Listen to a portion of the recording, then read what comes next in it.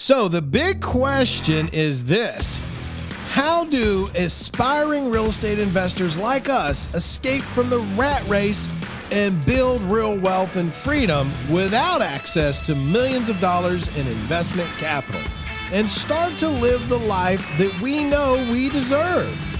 This is the question, and this podcast will give you the answer. My name is Zack Childress, and welcome to Real Estate Investing Talk Show. This market is like 2006, 2007, 2008 all over again, right? So you would absolutely be naive to not get your education together, get your game going, get your business running, get your network going, get your offers out, because you're going to sit back and it's going to roll right past you, and you're going to wonder why all the people who were grinding right now are the ones laughing while you're saying, well, I hope that market comes back again. Let me tell you something. When you become a master investor, you look forward to all markets. Let me give you an example. Somebody said to me the other day, they said, Zack, are you excited about the market we're in right now? And I said, no, not really. And they said, what? I said, 3 years ago, I was excited because that's when it was accelerating. I was making a killing. I said, right now, I'm ready for this market to shift. I'm ready for all the prices to drop again and people to, start selling houses left and right and the shift to happen. And you know why? Because that's where I make so much more money, because the prices drop. I buy them low and I sell them high. Like, for instance, 10 years ago in California, I was buying houses for $80,000 to $100,000. And then you fast forward 10 years later and I'm selling them for $325,000, $375,000. Right? Like, let's get it together, guys. Let's get it together. But one of the things that you guys have a challenge with is when to act and when not to act. And let me explain this real quick. You spend too much time trying to time the market just right, and you're not going to hit it. You got to master your skill sets to know what strategy to use in either market. For instance, is this a rehab market? Yes. Is it a wholesaling market? Yes. Is it a buy and hold market? It can be, right? If you get it for the right price, but look, I own, in this market alone, I probably own 26 fourplexes. Okay. I didn't pay over $115,000 for any of them. Some of them I bought at $60,000. Some I bought for $80,000. They're bringing in $2,000 a month. Would this be the time to sell them? Yeah. Would this be the time to buy them? No, because they're out here selling for $170,000 to $180,000, which is ridiculous. These people buying them at this price, and 2 years from now, or a year from now, or whenever, they're going to realize that they're not getting the cash flow they want off of it, and they're either going to get rid of it or go into foreclosure. And guess who's going to be there to buy it when it goes down in price again? Me. I am, absolutely. I want to own a whole street over here, and I'm like 4 away from owning the whole street. And then I'm going to barricade it off and call it my own apartment complex. But, that's a personal goal. So to do this, you got to be able to move with the market. You got to get educated to move with the market. You got to know which strategies work best in the market. But on top of all markets, there's one strategy that will work no matter what market you're in. It's called wholesaling the option. If you're in a down market or if you're in an up market, you can always wholesale an option. And let me explain why. Bless you, Jill. Bless you. Bless you. You know where bless you came from? Mm-mm. So I forget where the whole process was, but it was told to me. I know I got ADD. I'll get back on the option in a minute. It was told to me that when you sneeze for a split second, you die. Really? Your heart stops. And so your soul is vulnerable. And so people would say, bless you, so that no one can to ward off the evil from capturing your soul. Nice. Yeah. That's that random information I carry around. I mean, we could go toe-to-toe on random stuff. As long as we're not playing any sports, right? You got me on sports. Okay. So anyways, back to the option. So the option is crucial to learn. It's crucial to learn, to know, to live by. And look, let's be honest. An option is just one way to structure seller financing, okay? Are there multiple ways to do seller financing? Yeah, absolutely there is. You've got contract for deed. You got land installment contract. You got subject twos. You got wrap mortgages. You got straight line seller finance. You got lease out. there's a plethora of ways to control a property without getting financing, by meaning leaving the existing financing in place on the property, okay? It just depends on how you want to structure it for safety. Now, look, is subject to is probably the safest way to do seller financing? It could be, because you actually get the deed to the property, which means that they can't do anything with it, all right? Contract for deed, that's another one. Land installment contract, that's another one. Like, I bought a commercial building, I put it on a land installment contract. I got the seller who had the property. It sat vacant for 3 years. He wanted like 225. I got him down to 130. I structured a seller financing deal with him. I got a payment to him of $800 a month. I rent that commercial building out for $2,800 a month. I make $2,000 net cash flow, well, roughly $1,800 net cash flow on a building that was commercial that I structured a land installment contract on, which means I did not get a loan. I didn't go get a loan for the property. I negotiated the seller to leave the financing in place, because here's why. He couldn't sell it. Why? It needed a lot of work. Let's just be honest with you. And it was in an area that wasn't that desirable, and he was the original owner of the building. He was the original builder of the building, and he got old. His business, he sold off his business, and he was at home, and he couldn't figure out why he couldn't sell the building. Well, one, he had a really poor agent on it. I'll tell you that right now. But and that's a telltale sign for me. When I'm calling aged properties, write that down. That's some of the best avenues for structuring seller financing. Aged properties, write that down.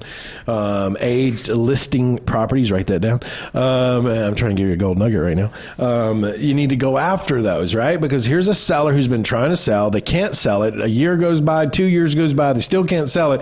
Guess what they've been doing for 2 years? They've been paying taxes. They've been paying principal and interest. They've been paying all that stuff on that property. They don't want to pay it anymore, right? So they're willing to do some form of creativity to get rid of the pain. That's what it is, pain. It's called payment pain. Write that down. So the payment pain is what makes the creative financing work so well in 80 to 90% of the time. Because here's why. If a person can make their payments regularly and they're not motivated, let's like me in this house out here that Megan's trying to sell for me. Look, I pay taxes on it. I don't have a payment. I own it free and clear. I don't have a payment pain. You understand? Like, I'm not motivated. If somebody came to me and said, hey, I'll do seller financing with you, I'd say no. Like, I'm not. But yet I've sat on it for how long? Almost 3 years now, vacant? Yeah. It's almost kind of became like the what do you call those? A boarding house. Yeah. It's kind of become a boarding house for me. Like if I have a friend that needs a place to stay, I'm like, oh, I got this house out in the country. Go stay there. Well, Megan probably wouldn't call that the country, but I call it the country. So I'm like, yeah, just go stay there, right? It's become more of a boarding house. But the point is that it's all about payment pain. You can't go after an aged property and the person doesn't have a payment pain. There's no reason they want to do the deal. So it's all about payment pain, okay? So that's one of the key factors moving into an option or creative financing. Now, I'm not going to sit here and teach you all 9 different ways to creative financing. My goal is to teach you why you should wholesale an option, right? Because let's go into the option world. The option world is known as a sandwich lease option. Why is that? Because you structure seller financing with the seller with a lease option, right? With a lease to purchase, meaning that I have a purchase agreements with an option to buy. So the actual terminology of the contract is a purchase option agreement. So I have a purchase option agreement, whether that's for 2 years with the rights to purchase, 3 years with the rights to purchase, 10 years with the right to purchase, or even 15 years with the right to purchase. On the commercial building that I was telling you guys about, I structured a 15-year term, right? I got 15 years to pay them. Actually, I'm sorry. It was 5 years, 15-year amortized 5-year balloon. So that's something to take into consideration. Now, on top of that, I'm structuring that with the seller, right? So I'm taking over their payments because why? There's a payment pain, right? So I'm taking over the payments. And I'm structuring the long-term lease with the option to buy. Now, I don't want to live in it. Now, you could. I always say, why would you rent ever when you could just do a lease option on a property? At least then you have the rights to buy it. But with that said, over here, I have this agreement with the seller. The seller has agreed to let me take over their payments, take over the debt that's on it, let's say the property's worth, I don't know, 140,000 and they owe 130. Well, I'm going to take over the 130. Okay. Now you might say, well, there's only $10,000 in it. Yeah, there's $10,000 in it. That's right. There sure is. But I don't need to worry about that. All I need to worry about is a couple of factors. Number one is the payment. Write this down. Is the payment that I'm taking over equal to or less than the rental market? That's like the primary thing I need to focus on, okay? Once I've identified that, let's say their payment is $700 a month and the rent's $900 a month. Great. I can typically charge 10 to 15% more than the rental market when I'm doing some type of finance, seller finance or carryback finance or a lease purchase back out to a tenant buyer. I can charge them more because of that process, right? Because I'm not hitting them with a 12 or 15 or 18% interest on the loan. So I raise the price on the rent. So let's just say I raise it to $1,000. So now I've got a $700 payment I'm taking over. I've got the tenant buyer over here, right? The tenant buyer over here says, I want that property. I can't get a loan. My credit's, not so great, but I've got a great job. I'm making money. Great. You're my guy. You're my guy. You're my guy, right? So here is where you have to look at this. If that 700 I'm taking over and I can charge Mr. Tenant Buyer 1,000, I'm not wholesaling that option. I'm going to stick right in the middle of it. I had a mentor once tell me something a long time ago, and he said, Zach, find something good and get in the middle of it. Get paid on it. That's what a sandwich lease option is. I'm putting together something good and I'm getting in the middle of it so that I can make some money on it, right? And so I'm making the $300 in between. I'm making $300 a month on a free house. I never bought anything. You understand that? I had a guy call me up 3 weeks ago, said, hey, look, I don't want my house anymore. I'm going to buy an RV and I'm going to hit the road. I said, great, that's awesome. What you going to do with the house? He goes, well, will you buy it from me? I said, okay, well, what's it worth? He said, $115,000. I said, okay, well, what do you owe on it? He said, well, I owe $90,000 on it. I said, well, I won't buy it from you. I said, but if you want me to take over your payment so that you can move on, I'll do that for you. And he was like, yeah, that sounds great. Free house, boom, nothing out of pocket. And then 4 days later, he told his buddy about it who had a property over in Athens. He calls me up and says, hey, I heard you did this for so-and-so. Look, I don't want this house anymore. It's got a loan on it and I just can't keep up with the payment. I think his uncle or his aunt lived in it and she passed away and he got it. And he's like, I just don't want it anymore. I said, well, great. I won't buy it from you, but I'll take over your payments. I structured 5-year terms on both of them. 2 free houses and literally within 7 days. They need to write that down. Huh? They need to write down that verbiage because that verbiage was good. I won't buy it from you, but I'll take over your payment. I won't buy it from you, but I'll take it. Actually, they shouldn't write over that. You should write your intent statement. Your intent statement is always, we buy one of 2 different ways. I can pay you cash at a discount, or I can pay you closer to your asking price with one of our terms programs if your property qualifies. That's the intent statement. You set your intent up front with them, right? Yeah. So then when they do come and they tell you, hey, this is where I'm at, you'd be like, yeah, man, I can't pay you cash for that, but I could take over your payments. That's when now the intent statement's in their mind, so now they can loop back around and say, okay, this is what he was talking about. And then they go, I wonder if my property qualifies. Love it. Yeah. So anyways, the point with this is now let's go back to this example. If Mr. Seller agrees for me to take over his payment, let's say his payment is $1,000 a month, and I can only get $1,000 a month from a tenant buyer. Well, what is the use of me staying in the middle of that transaction? You follow me? There's no cash flow. There's no reason for me to manage this transaction if I'm not getting paid on it, except for one reason. And one reason only. And that is if this seller's property was worth $140 and they owed, say, $100 on it. You can bet you I'm going to stay in this transaction as long as this tenant buyer is paying that payment and I don't have to worry about it, but I know I've got a $40,000 back end on this. I'll stay in it just so that I can sell it to them in a year or 2 years and get that $40,000 out. But in this example, it was worth $140. They owed $130. I'm not going to stay in the middle of this transaction. His payment's $1,000. I can only get the tenant buyer to pay $1,000.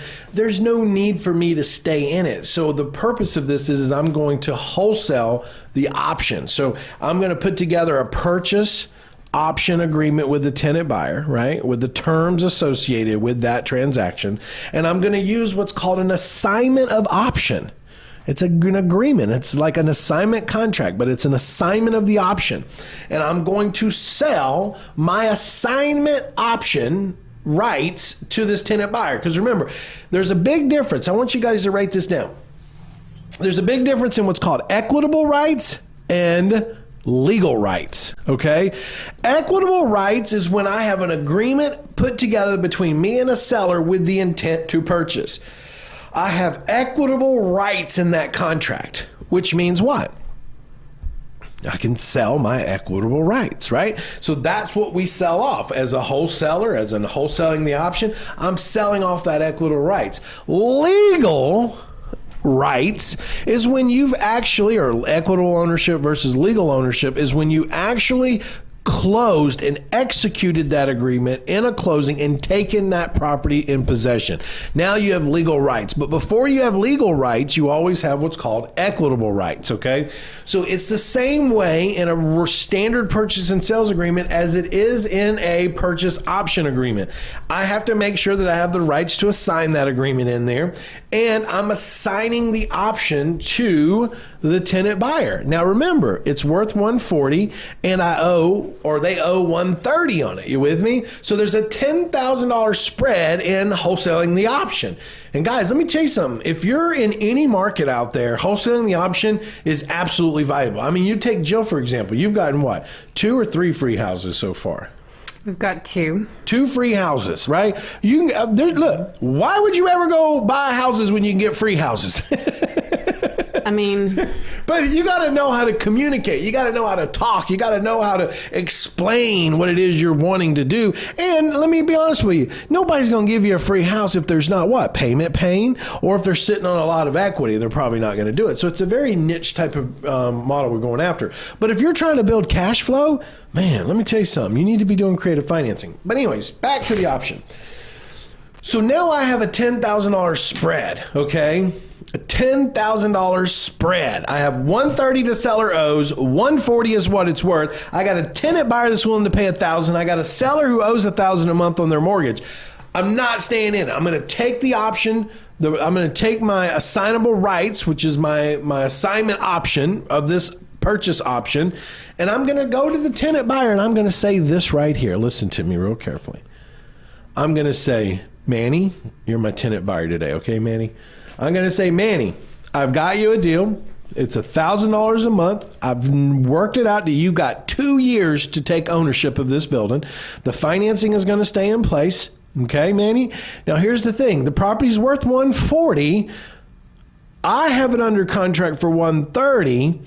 I'm willing to give you $10,000 of equity if you'll pay me $5,000. You pay me $5,000, I'll give you $10,000 in equity. That's how I position it every single time. If there's $20,000 of equity in that property, what do you think I say?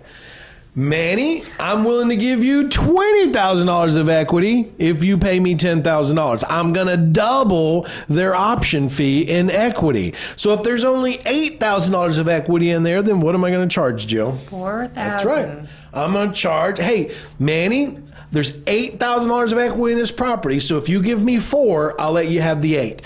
That way, that there's an investment to them in this. They see like, oh, I'm paying $4,000, I'm getting $8,000. I'm paying $5,000, I'm getting $10,000. I'm paying $10,000, I'm getting $20,000. And they pay that up front, right? What's that? Do they pay that up front? Absolutely. They don't ever get the property contract until they pay it. It's called an option assignment fee, right? And so they've got to pay that to me. Now, here's the beauty. It's non-refundable. Here's the other beauty. Once they pay it to me, the tenant buyer and the seller are now in a direct contract, and I'm gone. I'm out. I'm out of the deal. I got a student out in Vallejo, California, Martin. He does about, 4 or 5 of these a month. Now, you're not going to get rich on wholesaling the option, guys. Your average wholesale on option fee is anywhere from $2,000, $3,000 to maybe $5,000 or $6,000. But think about it. If you're doing 5 of them a month at $3,000, that's $15,000 a month. I mean, you're pushing $170,000, $180,000 a year just doing that. Now, in California, you got to do that many, but places like here, you don't. The point that I'm making is like that's always a transaction. Now, here's the best part. If this seller really loved you, loved your communication, loved your style, loved how you kept them in the loop the whole way, and that's the key to this program is keeping the seller in the loop. Because let me tell you something, most sellers are going to say no to this because why? They're afraid. They've never heard of it before. And they're afraid that you're not going to pay them. It's confusing. They don't understand it. All these things start to arise. And so you've got to keep them on the phone. You got to keep talking to them, letting them know what's going on, letting them know the process.